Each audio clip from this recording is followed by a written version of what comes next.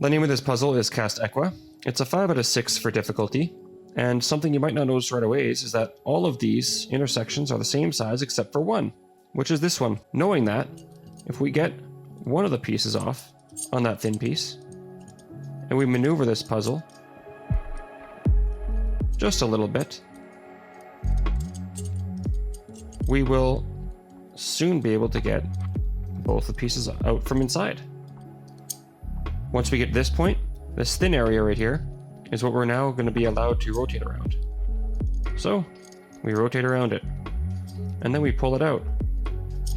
Now we rotate the other piece, and we also try pulling that out, just like that.